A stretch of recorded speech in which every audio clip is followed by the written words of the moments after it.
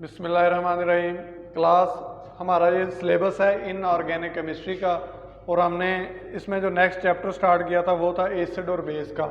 हमने अपने previous lecture में एसिड और बेस के बारे में इन डिटेल डिस्कस किया था कि एसिड क्या होते हैं, बेस क्या होते हैं। एसिड बेस की थेरीज थी, 3 थेरीज को हमने डिस्कस किया था। कौन कौन सी थी?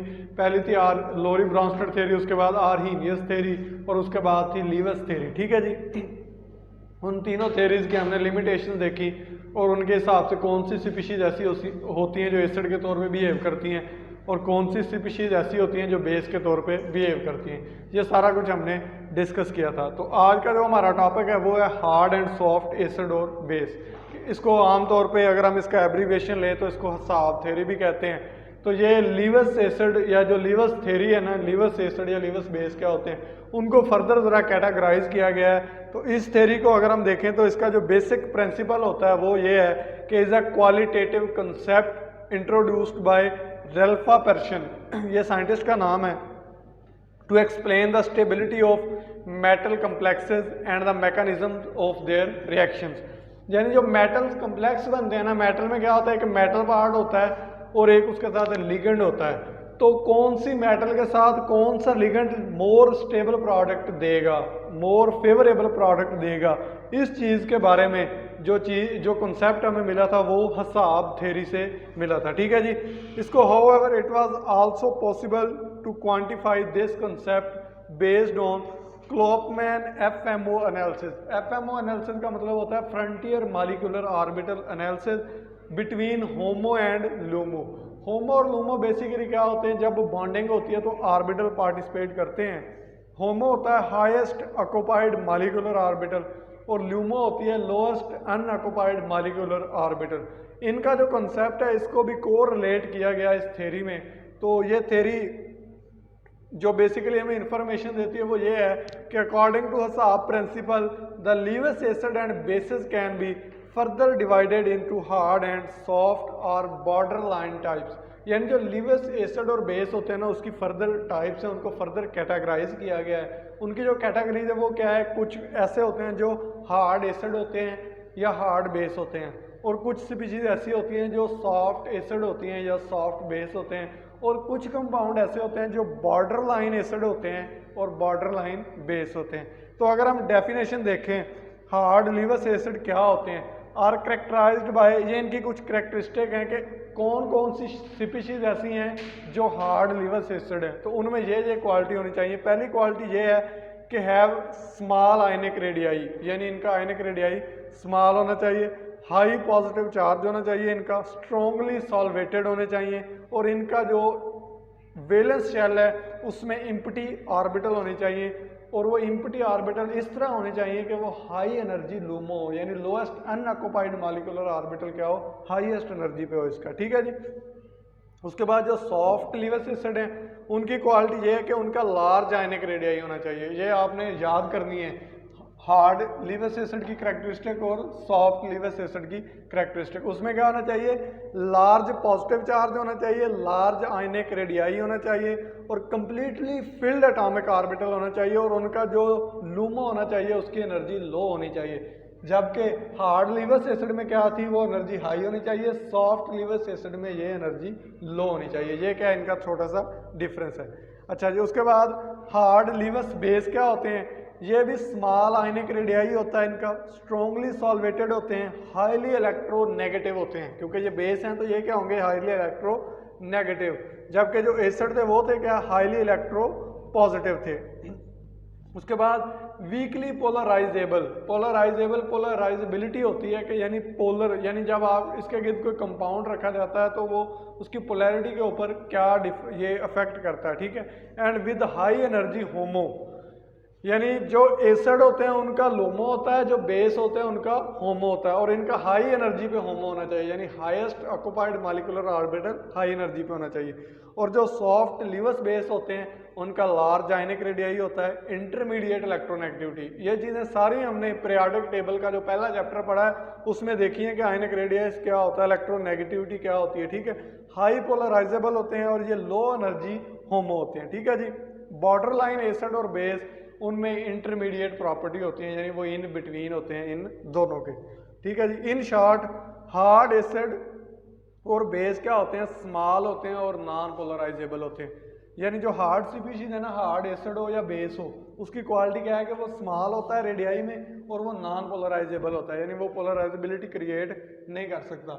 जबकि जो सॉफ्ट एसिड या बेस होते हैं वो लार्जर होते हैं और मोर पोलराइजेबल होते हैं। ठीक है, ये क्या है, एक कंक्लूजन निकल गया है हमने इनकी डेफिनेशन से। ठीक है जी।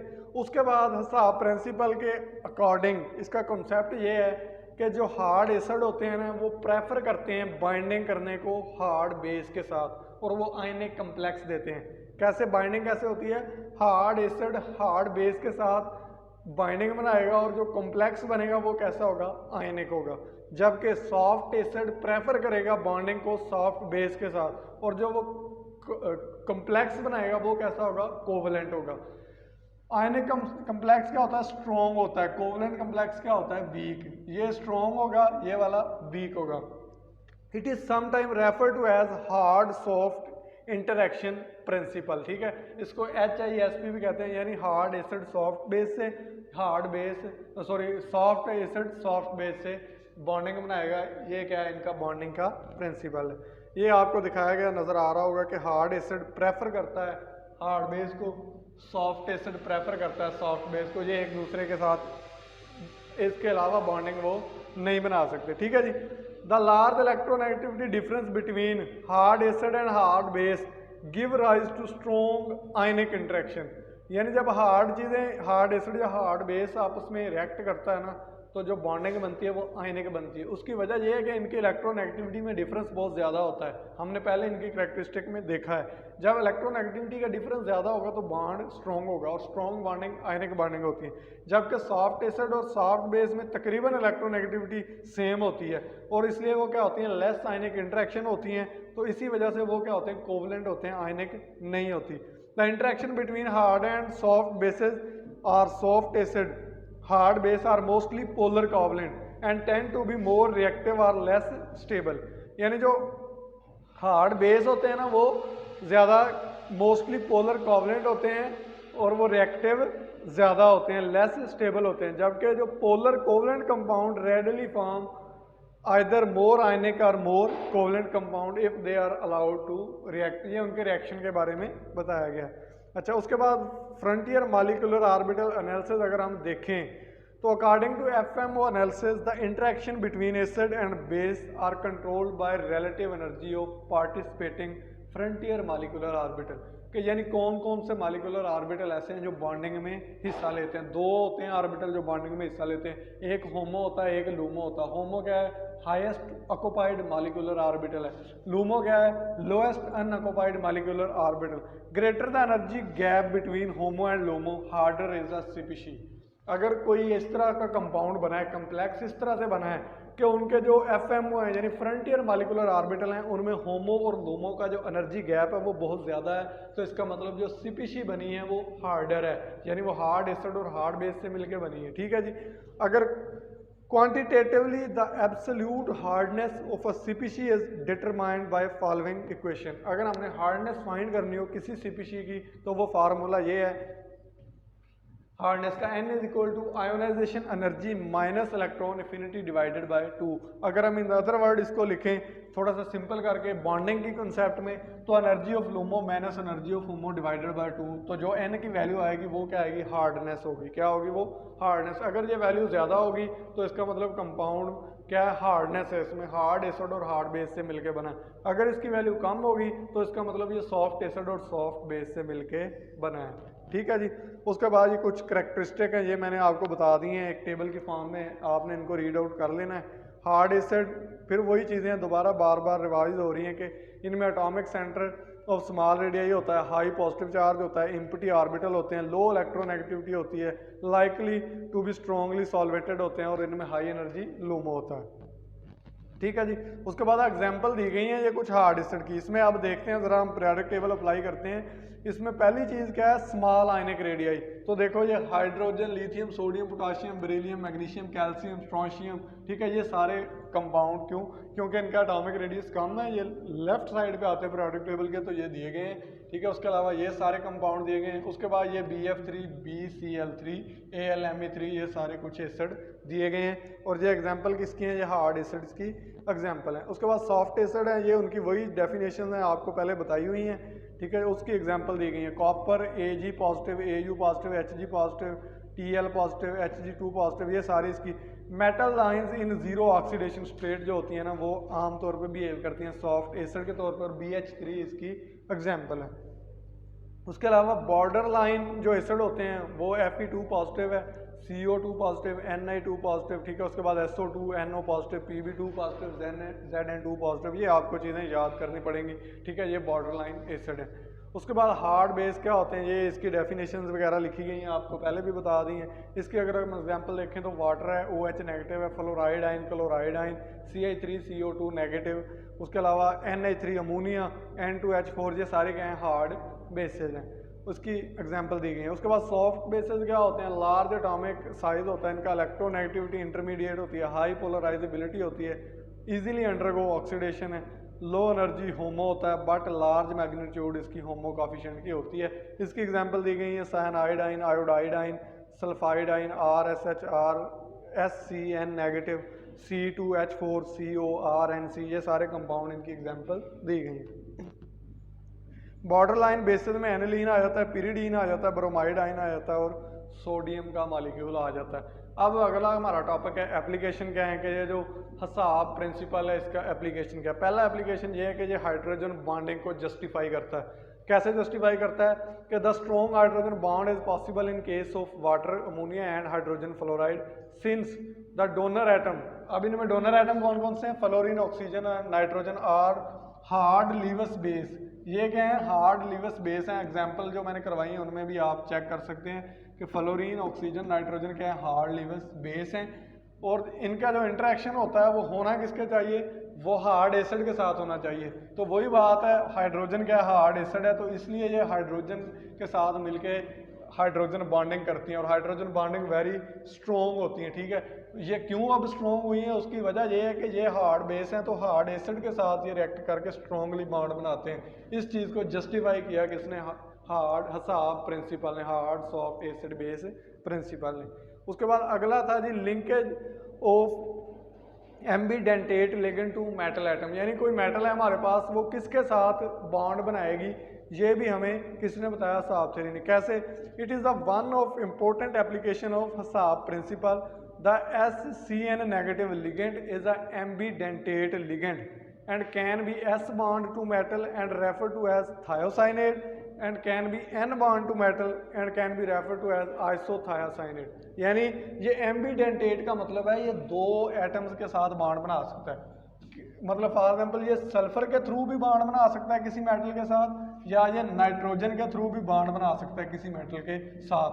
जब ये नाइट्रोजन के थ्रू बॉन्ड बनाता है तो उसको हम कहते हैं आइसोथायोसायनेट, जब ये सल्फर के थ्रू बॉन्ड बनाता है तो इसको कहते हैं थायोसायनेट, ठीक है। इस तरह का अब मॉलिक्यूल है, ये सल्फर के साथ किस सूरत हाल में बॉन्ड बनाएगा, नाइट्रोजन के साथ किस सूरत हाल में बॉन्ड बनाएगा, वो अब हम आगे देखते हैं।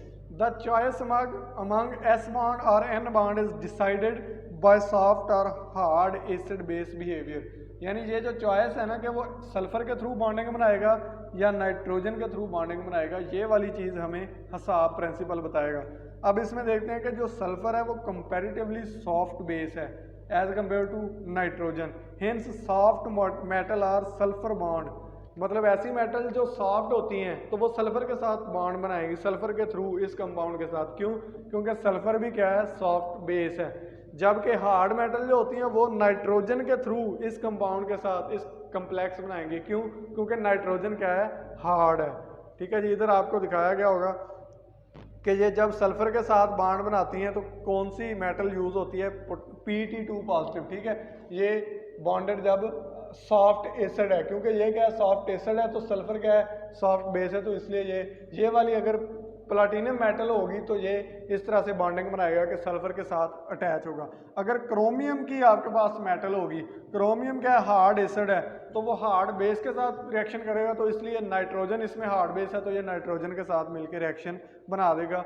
इसमें रीज़न दी गई है कि Fe2 पॉजिटिव क्या है, बॉर्डर लाइन एसिड है and is S bond where as chromium is a hard acid and prefer to N bond. ये कुछ इसमें रीज़न दी गई है, ये एक किस्म की एप्लीकेशन है। इस प्रिंसिपल ने हमें ये चीज़ बताई है कि कौन सी चीज़ किस कंपाउंड के साथ रिएक्ट करके कम्प्लेक्स बनाएगी। उसके बाद ये डायरेक्शन को भी प्रिडिक्ट करती है कुछ इनऑर्गेनिक रिएक्शन के। फॉर एग्जांपल ये नीचे एक रिएक्शन दिया गया, इसमें दो चीज़ें हैं सीखने की।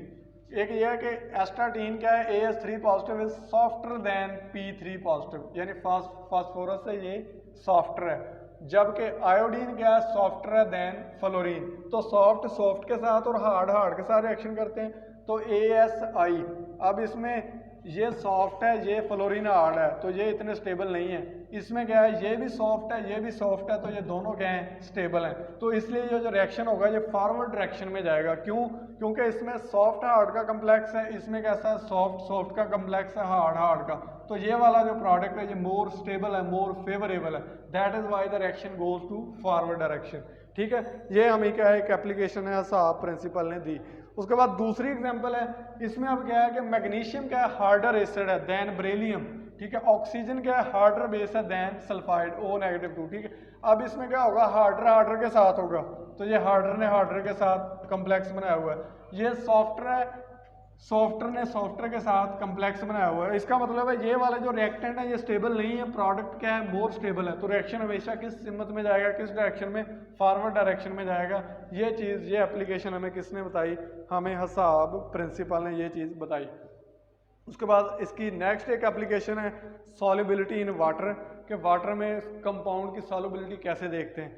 Compound form due to soft acid soft base combination is more covalent and less soluble in polar solvent like water चूँकि आयनिक, मतलब वाटर में वो पोल बने होते हैं ना, partial positive partial negative, polar compound है वाटर। जबकि जो ऐसे कंपाउंड जो सॉफ्ट एसिड और सॉफ्ट बेस से बनते हैं ना, तो वो कोवलेंट होते हैं और वो पोलर नहीं होते, इसलिए वो वाटर में सॉल्युबल नहीं होंगे। मिसाल के तौर पर सिल्वर आयोडाइड है, ठीक है, ये इनसॉल्युबल है वाटर में। इसकी रीज़न ये है कि ये कोवलेंट होता है नेचर इसकी। क्यों? क्योंकि इसमें जो Ag पॉजिटिव है ये सॉफ्ट एसिड है और I नेगेटिव क्या है, सॉफ्ट बेस है। यानी जो सॉफ्ट एसिड और सॉफ्ट बेस से चीज़ बनती है वो वाटर में इतनी सॉल्युबल नहीं होगी। क्यों? क्योंकि वो कोवलेंट इन नेचर होते हैं, नॉन पोलर होते हैं, इतने पोलर नहीं होते। जबकि दूसरे, अगर इन अदर हैंड हम देखें, लिथियम आयोडाइड, ये वाटर में बहुत ज़्यादा सॉल्युबल है। इसकी वजह यह है कि लिथियम क्या है, हार्ड एसिड है और आयोडाइड क्या है, सॉफ्ट बेस है। ठीक है, ये दोनों क्या है, किस तरह मिले हैं आपस में, एक हार्ड एसिड है और एक सॉफ्ट बेस है, ये इतने ज़्यादा स्टेबल नहीं है, तो ये फ़ौरन टूट के वाटर में क्या हो जाएंगे, सॉल्युबल हो जाएंगे। जबकि ये ऊपर वाला क्या है, ये स्टेबल है, क्योंकि ये दोनों किससे मिलके बने हैं, सॉफ्ट एसिड और सॉफ्ट बेस से मिलके बने हैं, तो इसको टूटने की इतनी ज़रूरत नहीं है। ये भी क्या है, इसका एक एप्लीकेशन है। उसके बाद अगर हम ऑर्गेनिक केमिस्ट्री में इसकी एप्लीकेशन देखें तो nucleophilic addition of alpha beta unsaturated carbonyl compound. ठीक है, अगर हम देखें कोई alpha beta unsaturated carbonyl compound देखें तो उनमें दो तरह के इलेक्ट्रोफिलिक सेंटर होते हैं। एक कार्बोनाइल एटम कार्बन का होता है, वो होता है हार्ड इलेक्ट्रोफिलिक सेंटर, और एक होता है बीटा कार्बन का, वो होता है सॉफ्ट इलेक्ट्रोफिलिक सेंटर। जैसा कि ये कंपाउंड नजर आ रहा है, ये क्या है, alpha beta unsaturated carbonyl compound है। इसमें ये वाला जो सेंटर है ये हार्ड इलेक्ट्रोफिलिक सेंटर है, और ये वाला जो सेंटर है ये कौन सा है, सॉफ्ट इलेक्ट्रोफिलिक सेंटर। तो अब इसमें जो मैकेनिज्म होगा अटैक इस तरह से होता है, जो हार्ड न्यूक्लियोफाइल है वो हार्ड सेंटर पे अटैक करता है, जबकि जो सॉफ्ट न्यूक्लियोफाइल है वो किस पे करता है, सॉफ्ट सेंटर पे अटैक करता है। इसकी अब हम एक एग्जाम्पल देख लेते हैं। अब इसमें RMGS, ठीक है जी, ये आपको नजर आ रहा है, ये ग्रिग्नार्ड रिएजेंट है। ये कौन सा होता है, ये हार्ड न्यूक्लियोफाइल है। ठीक है, हार्ड न्यूक्लियोफाइल होता है तो ये हार्ड इलेक्ट्रोफिलिक सेंटर के ऊपर अटैक करता है, ये वाला कम्प्लेक्स बनाता है। ठीक है, अब ये क्या है, ये वाला जो कंपाउंड है R2CuL, लिथियम का ये जो कंपाउंड है, ये क्या होता है, ये सॉफ्ट होता है, सॉफ्ट इलेक्ट्रोफाइल। तो soft electrophile soft electrophilic centre के ऊपर अटैक करता है, ये वाला प्रोडक्ट बनता है। ठीक है जी, it was all about today lecture.